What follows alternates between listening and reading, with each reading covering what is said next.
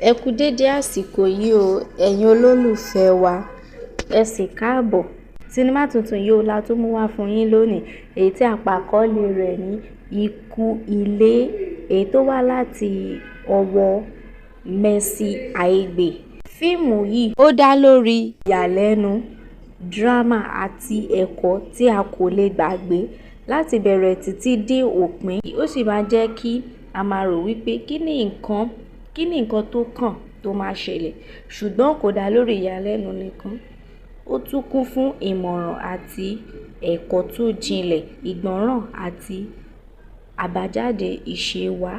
Sinimá tuntun yìí ó sì máa jáde ní inú oṣù tí a wà yìí. Ẹ̀yin tẹ́ bá mọ̀ pé ẹ lè wait láti wo sinimá yìí, ẹ drop ẹ̀ sínú comment section. Ẹ má gbàgbé láti subscribe sí channel yìí. Ẹ subscribe, ẹ comment, ẹ share.